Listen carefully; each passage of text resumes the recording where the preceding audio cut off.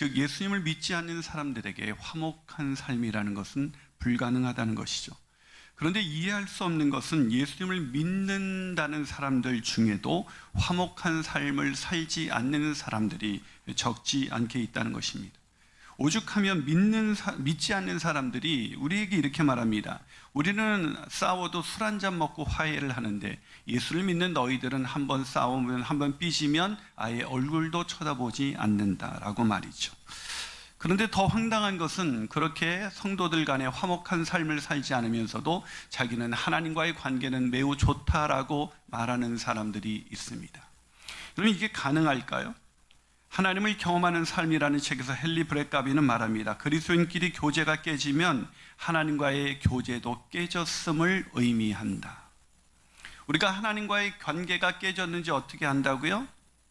그리스도인의 사는 게 누군가가 내 마음에 걸리고 그 사람과의 관계가 깨지는 순간 우리는 하나님과의 교제도 깨졌다라고 말하고 있는 것입니다.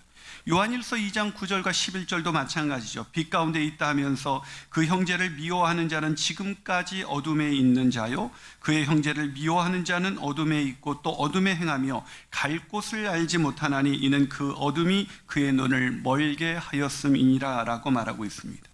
하나님과 관계가 좋은데 인간 관계가 나쁠 수는 없다는 말입니다. 바꿔 말해서 하나님과 관계가 좋은 사람은 하나님이 기뻐하시는 성도와 늘 화목한 관계를 이루며 살아간다는 것이죠. 심지어 나를 힘들게 하고 우리가 사랑하기 힘든 사람이라 할지라도 그 사람과 화목한 관계를 갖는 것이 하나님과의 관계가 좋은 사람이라고 말할 수 있는 것입니다. 오늘 본문이 그것을 증거하고 있습니다. 오늘 본문 16절을 한번 같이 읽어보겠습니다. 시작. 이후로는 종과 같이 대하지 아니하고 종 이상으로 곧 사랑받는 형제로 둘 자라. 내게 특별히 그리하거든 하물며 육신과 주 안에서 상관된 내게라. 이게 무슨 말입니까? 이 말씀을 이해하기 위해서는 우리가 빌레몬서의 배경을 이해해야 되는데, 빌레몬서는 빌레몬이라는 사람에게 금전적인 막대한 손해를 입히고 몰래 도망친 노예 오네시모를 다시 받아들이라고 하게 하기 위해서 쓰여진 서신입니다. 사도 바울이 빌레몬에게 너에게 막대한 손해를 끼치고 도망친 노예를 다시 받아들이는데, 그냥 받아들이는 게 아니라 아까 16절에서 뭐라 그랬어요? 사랑받는 형제로 관계를 맺어라 라고 이야기하는 것입니다. 여러분, 이거 너무한 거 아니에요? 여러분, 우리에게 누군가가 나에게 막대한 금전적인 손해를 입히고 도망쳤다면 그 사람을 받아들이기는커녕 우리는 그 사람을 비난하고 그 사람을 생각할 때마다 우리의 마음은 불편해질 것입니다. 그런데 어떻게 사랑받는 형제로 받아들여 사랑의 교제를 나눌 수가 있겠습니까? 그런데 바울은 빌레몬에게 그런 일을 지금 요구하고 있는 것입니다. 왜요? 이것이 바로 하나님이 기뻐하시는 성도의 교제의 원리이기 때문입니다. 하나님이 언제 기뻐하십니까? 사랑할 수 없는 자를 사랑하셔서 사랑의 교제를 나눌 때 하나님이 기뻐하십니다. 그냥 자기와 갖고 잘 맞는 사람, 서로 통하는 사람과 사랑하는 것은 세상 사람들도 할 수 있는 일입니다. 그리스도인들이 할 수 있는 이 교제의 차원 높은 교제는 도저히 사랑할 수 없는 사람, 도저히 용납할 수 없는 사람, 그런 사람마저도 사랑할 때 그것이 바로 성도의 교제, 하나님이 기뻐하시는 성도의 교제라 할 수가 있는 것입니다. 저는 저와 여러분이 하나님이 기뻐하시는 성도의 교제 가운데 들어갈 수 있게 되시기를 주님의 이름으로 축원합니다. 자, 그렇다면 하나님이 기뻐하시는 교제의 원리는 무엇일까요? 첫 번째로 주님의 사랑으로 교제해야 한다는 것입니다. 사랑하는 여러분, 성도 간의 교제가 깨지는 가장 근본적인 원인은 사랑하기 때문입니다. 무슨 얘기냐고요? 더 정확하게 말씀드리죠. 인간적으로 사랑하기 때문입니다. 너무 사랑했는데 그 사람이 내 마음을 아프게 했습니다. 내가 그 사람에게 너무 관심을 쏟았는데 그 사람이 나에게 그러지 않았습니다. 그래서 깨집니다. 여러분, 우리가 인간적으로 사랑하는 것, 그것은 그리스도인의 성도 간의 교제가 아닙니다. 하나님이 기뻐하시는 교제는 인간적인 사랑으로 사랑하는 교제가 아니라 주님의 사랑으로 교제하는 그런 사랑의 교제인 줄 믿으시기를 주님의 이름으로 축원합니다. 두 번째로 하나님이 기뻐하시는 교제의 원리는 무엇일까요? 그것은 기도함으로 교제해야 한다는 것입니다. 주님의 사랑으로 교제한다면 언제나 하나님이 주시는 기쁨으로 우리는 충만하게 될 것입니다. 하지만 문제는 우리가 주의 사랑으로 사랑하기보다는 인간적으로 사랑하기가 훨씬 더 쉽다는 것입니다. 그래서 상처를 받게 되는 것이고, 그래서 깨어지게 되는 것이고, 그래서 어떤 사람은 교회 공동체에 아예 들어가기를 꺼려하는 사람들도 있는 것이죠. 그렇다면 어떻게 빌레몬은 주님의 사랑으로 그 오네시모를 받아들일 수 있었을까요? 아니, 사도 바울은 오네시모가 인간적인 사랑으로 사랑할 수밖에 없는 그런 우리가 아닙니까? 모든 사람이 그렇지 않습니까? 그런 이 빌레몬에게 어떻게 오네시모를 주의 사랑으로 받아들일 수 있게 할 수 있었던 것일까요? 그것은 바로 기도가 있었기 때문입니다. 자, 오늘 본문 4절은 이렇게 말합니다. 내가 항상 내 하나님께 감사하고 기도할 때마다 너를 말한다. 여기서 기도할 때 너를 말함은 이 번역된 함이라는 단어는 포이우메노스라는 단어인데, 이것은 현재 분사로서 지속적인 행위를 나타낼 때 말하는 것입니다. 무슨 말입니까? 기도할 때마다 항상 너를 위하여 기도하고 있다라고 말하고 있는 것입니다. 자, 그렇다면 사도 바울은 이 빌레몬을 위해서 어떤 기도를 드렸을까요? 우리가 생각하는 그런 세속적인 형통을 위해서 기도하지 않았습니다. 오늘 어떤 기도를 드렸는지 그 다음 구절을 보면 이해할 수가 있습니다. 자, 이렇게 너를 기도한다 이렇게 말하고 나서 본문 5절에서 뭐라고 말하고 있습니까? 세번역으로 한번 같이 읽어봅니다. 시작. 나는 주 예수에 대한 그대의 믿음과 모든 성도에 대한 그대의 사랑에 관하여 듣고 있습니다. 이 기도 응답을 받았다는 거죠. 너를 위하여 기도할 때마다 내가 너를 위해서 기도했는데, 놀랍게도 그대의 믿음과 성도를 향한 그대의 사랑 이야기를 나는 늘 듣게 됩니다. 너무 기뻐요. 왜? 이게 기도 응답이었거든요. 다시 말해서 바울은 빌레몬의 무엇을 위해서 기도했습니까? 그 안에 굳건한 믿음과 그 믿음이 무엇입니까? 죄와 허물로 망가진 도저히 사랑할 수 없는 우리를 사랑하셔서 자기 아들을 십자가에 내어주신 그분으로 인하여, 그분을 믿음으로 인하여 구원받았다는 그 믿음, 그 믿음과 그 믿음으로 인해서 성도들에게 수없는 주님의 사랑을 흘려보낼 수 있는 사람이 되게 하여 주시옵소서. 이 기도를 계속 드린 것이죠. 그리고 오늘 본문에서는 그렇게 늘 기도해 왔었던 사도 바울은 오늘 오네시모를 보내는 상황에서도 이렇게 기도한다고 말하고 있습니다. 본문 6절을 세번역으로 계속해서 읽어보겠습니다. 시작. 그대의 믿음의 사귐이 더욱 깊어져서 우리 안에 있는 모든 선한 일을 그대가 깨달아 그리스도에게 이르게 되기를 나는 기도합니다. 뭐라고요? 믿음의 사귐이 깊어진다는 게 뭐예요? 여러분, 믿음의 사귐이라는 것은 우리가 말하는 믿음은 믿습니다. 내가 원하는 대로 될 줄로 믿습니다. 그게 믿음이 아니에요. 우리가 믿는 믿음을 다시 한번 상기시켜 드리죠.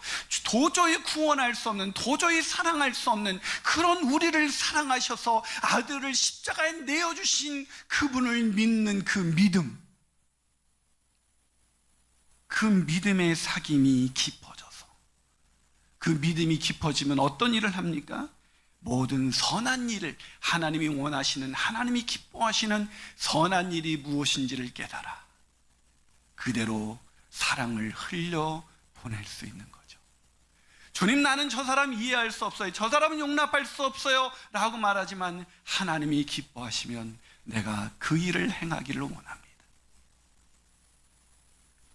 사랑하는 여러분, 제가 함께 동역하다가 별로 좋지 않게 교회를 떠난 분이 계십니다. 사역을 하다 보면 제 연약함 때문에, 제 허물 때문에 그런 일이 종종 일어납니다.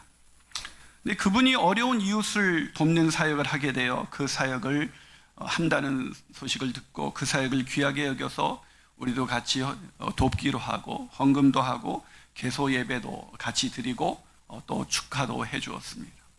그런데 자꾸 그렇게까지 저도 마음이 사실 불편한 부분이 있었지만 그렇게까지 했는데 계속해서 불편한 말이 들려오는 거예요. 교회와 저에 대해서 자꾸 서운하다는 얘기가 계속 들려오는 것입니다. 근데 참 이상하죠. 그냥 누군가가 해준 얘기인데 그 말 때문에 관계가 멀어졌습니다. 참 말 잘 전달해야 돼요. 근데 들은 얘기인데 그냥 그게 믿어지는 거예요. 왜 이상하게 누가 나한테 서운한 얘기한 건 그렇게 확인도 안 하고 아멘이 되는지 모르겠어요. 근데 감사하게도 그분이 다시 찾아와서 관계가 회복되었습니다. 그래서 지금도 믿음의 교제를 나누고 우리와 함께 좋은 교제를 나누고 있습니다. 그러자 그분이 다시 찾아와서 교제를 나누고 우리 교회 강단에 제가 세우자 어떤 분이 목사님, 그때 저는 그분이 하는 말 분명히 들었어요. 그때 분명히 목사님에게 좋지 않은 말을 했습니다. 저는 싫어요. 목사님 그분한테 또 속는 거예요. 물론 저도 쉽지 않았죠. 근데 기도하면 기도할수록 답은 너무나 분명했습니다. 하나님은 사랑하고 이해하고 용납하라고 말씀하셨습니다. 아니, 기도하면 할수록 나 같은 죄인 중에 죄인인, 도저히 용서할 수 없는 나 같은 죄인을 용서하신 하나님의 놀라운 은혜, 만 달란트를 용서해 주신 그 하나님의 은혜, 그 은혜가 생각나 그분을 받아들이는 것은 너무나 당연한 일이었습니다. 여러분, 우리가 어떻게 인간적인 판단과 생각을 내려놓고 주님의 사랑으로 내가 용납할 수 없는 사람을 사랑할 수가 있을까요? 그것은 기도하는 것입니다. 왜요? 기도는 하나님과의 사귐이잖아요. 하나님과의 교제가 회복돼야 인간의 교제가 회복됩니다. 인간의 교제가 깨졌다는 건 하나님과의 관계가 깨졌다는 것입니다. 하나님과의 친밀한 교제가 깨졌다는 것입니다. 그러기에 다시 죄를 고백하고 하나님께 나가 다시 기도하기 시작할 때 그 기도 속에서 들려주시는 하나님의 음성으로 인하여 우리는 다시 내가 도저히 때로는 용납할 수 없는 사람을 사랑하고 그분을 이해할 수가 있는 것입니다. 사랑하는 여러분, 우리가 어떻게 하나님이 기뻐하시는 그런 교제 가운데 나갈 수가 있을까요? 기도함으로 교제하십시오. 교제가 깨어질 것 같을 때마다 기도하십시오. 내 속상함을 말하며 나가도 하나님은 우리에게 그 풍성한 사랑이 어떠했는지 우리에게 알려주실 것입니다. 기도함으로 풍성한 사랑의 교제가 회복되는 저와 여러분이 되시기를 주님의 이름으로 축원합니다. 마지막으로 하나님이 기뻐하시는 교제의 원리는 무엇일까요? 그것은 상대방의 연약함을 감당하면서 교제해야 한다는 것입니다. 하나님이 기뻐하시는 교제는 인간적인 사랑이 아닌 주의 사랑으로 상대방의 허물에도 불구하고 그를 받아들이는 교제죠. 근데 그게 쉽지가 않습니다. 왜요? 우리는 상대방이 나한테 한 것은 우리가 생각할 땐 불의한 짓이거든요. 불의한 짓입니다. 그래서 이게 기도하지 않으면 자꾸 뭘 묵상하게 되는지 아세요? 그를 위해서 기도하지 않으면, 다른 기도 제목은 많이 기도하는데 그 사람을 위해서 기도하지 않으면 자꾸 그 사람이 나에게 한 짓이 떠올라요. 그렇잖아요. 왜 그랬지? 내가 뭘 그렇게 잘못했어? 왜 그런 말을 하고 다니는 거야? 자꾸 하나님을 묵상해야 되는데 자꾸 왜 그걸 묵상하는지. 묵상하니까 더 괴롭지. 묵상하면 할수록 더 화가 나죠. 그래, 그건 아무리 생각해도 그건 아니야 라는 결론에 도달할 수밖에 없습니다. 여러분, 왜 우리가 주의 사랑으로 교제하는 게 힘들어요? 내가 받아들일 수 없는 그 행동, 불의한 행동이 있기 때문입니다.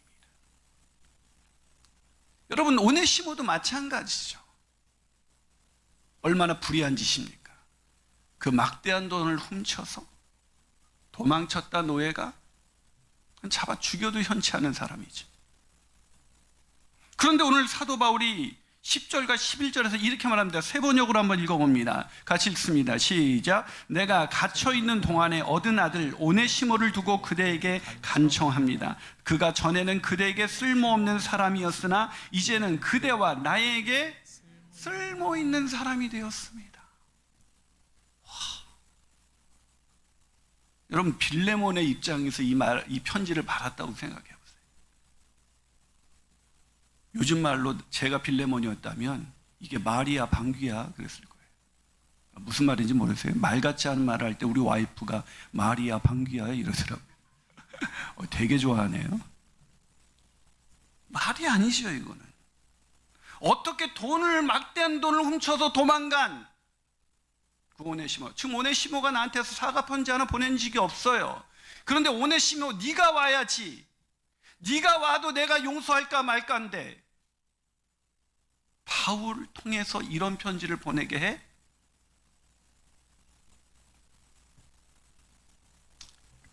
여러분 쉽지 않은 겁니다. 이거는 아까 말씀드렸지만. 그래서 많은 분들이 어떤 선택을 하냐면 그냥 이래요. 목사님 더 이상 그 사람 미워하지 않아요.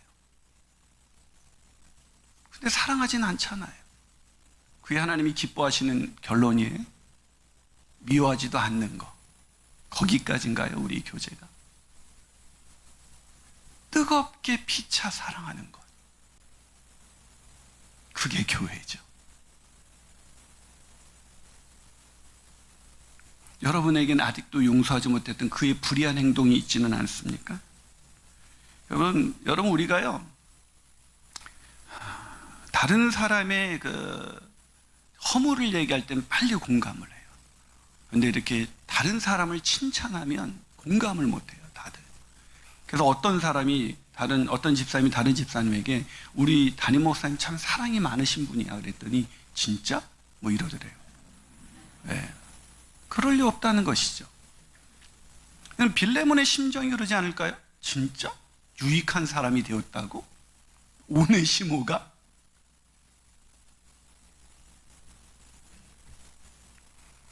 여러분, 말도 안 되는 이 심정을 가진 이 빌레몬에게 사도 바울은 계속해서 한술 더 떠서 편지를 씁니다. 오늘 세번역 본문 15절을 한번 읽어보겠습니다. 시작. 그가 잠시 동안 그대를 떠난 것은 뭐라고요? 오네시모가 잠시 다녀오겠습니다고 떠난 거예요? 도망친 거예요? 도망칠 때 오네시모가 그 막대한 돈을 훔쳐갈 때 잠시 떠나오겠습니다 하고 떠난 거겠어요? 말도 안 되는 변호를 하고 있는 거예요 지금. 도망친 오네시모가 도망친 게 아니라 잠시 너를 떠난 거야 라고 말을 하고 있어요. 와, 받아들이기 힘들죠. 아무리 사도 바울이 한 얘기라도. 더 황당한 건 15절 뒷부분에 다시 한번 읽어보겠습니다. 시작. 그가 잠시 동안 그대를 떠난 것은 아마 그대로 하여금 영원히 그를 데리고 있게 하려는 것이었는지도 모릅니다. 이쯤 되면요 사도 바울은 사람 볼 줄 모르는 사람이든가 아니면 이건 어떻게 된 거예요 사도 바울이. 여러분 잠시 동안 떠난 것은 다시 네가 영원히 이 사람과 사랑받는 형제로 받아들여 아주 너에게 가장 유용한 사람으로 쓰게 하기 위해서 하나님이 잠시 동안 떠나게 한 걸지도 모릅니다. 그게 하나님의 섭리와 계획일지도 몰라요 라고 말을 하고 있는 거예요.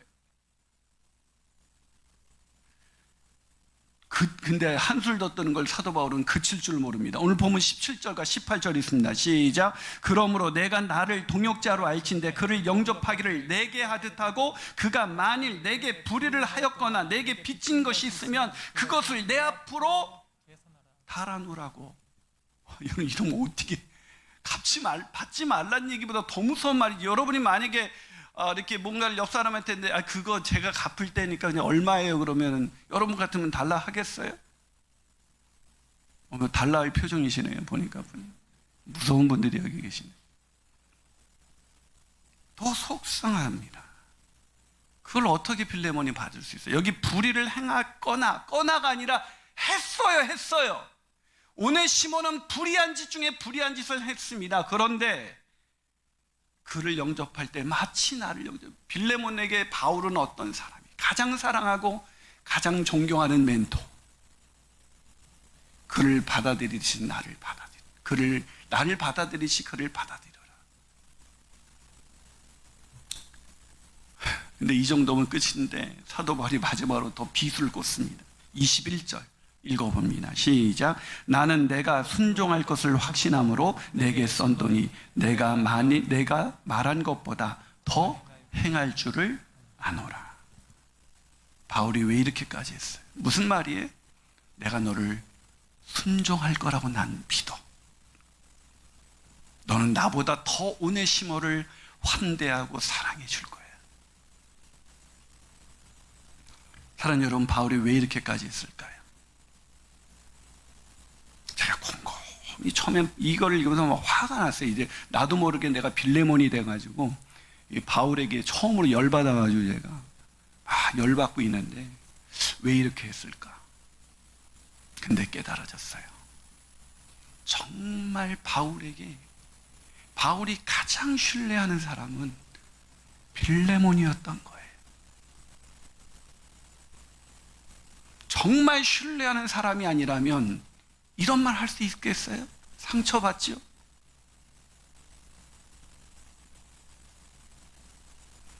이 정도까지 얘기할 수 있는 사람이었구나, 빌레몬이 바울에게. 사랑하는 여러분, 그렇다면 하나님이 오늘 저와 여러분에게 오늘 이 말씀을 왜 들려주고 계십니까? 우리를 그만큼 신뢰하시는 거예요. 우리는 할 수 있으니까, 그렇게 주의 사랑으로 뜨겁게 다시 품을 수 있으니까.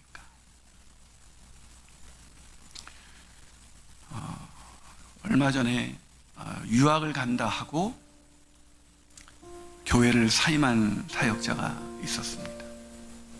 누가 와서 목사님, 그분 유학 안 갔어요. 다시 그 교회로 다시 사역하던데요. 순간 와, 목회자로서 그럴 수가 있나. 1년간 우리 교회를 이용하고 다시 그 교회로 간 것으로 저는 해석이 되었습니다. 이건 목회자로서 윤리가 아니지. 그 마음이 제 안에 남아있어서 제가 어저께도 사역반과 심화반 식구들과 모임을 하는 중에 그건 좀 아닌 것 같다고 말을 했습니다. 되게 겸손한 척, 그 사람을 아끼는 척. 근데 하나님이 어젯밤 저에게 이 말씀을 묵상하는데 다시 얘기하셨습니다. 김 목사, 그건 내가 기뻐하는 교제가 아니야. 그건 내가 기뻐하는 말이 아니야. 사랑하는 여러분, 죄와 허물로 망가져 도저히 함께할 수 없는 우리 안에 하나님이 거하시면서 그 더럽고 추한 우리 마음을 떠나가고 싶을 때가 어디 한두 번이었겠습니까? 다시는 보고 싶지 않는 우리의 그 더럽고 추한 그 모습을 더 이상 보고 싶지 않은 그때가 어디 한두 번이었겠습니까? 근데 하나님은 여전히 우리 안에서 김 목사, 나는 너를 신뢰해. 네가 그러면 안 되지 라고 말씀하고 계십니다. 저는 우리 교회가 얼마나 많은 선교와 구제로 세상에 이름을 날리거나 얼마나 많은 성도님들이 모이는가 중요하지 않습니다. 서로 뜨겁게 사랑하는 교회. 자기한테 마음에 들지 않는 행동 하나 있다고 해서 영구제적이 되어서 투명 인간 취급한다는 그분들을 볼 때 참 마음이 아픕니다. 뜨겁게 사랑합시다. 공동체에 들어가세요. 그게 교회입니다. 그 사랑으로 하나님이 기뻐하시는 교제가, 저는 이 선교 여러분의 회에 가서도 얼마나 일을 잘 해낼까가 저의 관심이 아니에요. 얼마나 하나 되어서 얼마나 재밌게 즐겁게 이 일을 해내는가. 바자회도 마찬가지죠. 우리 그렇게 합시다.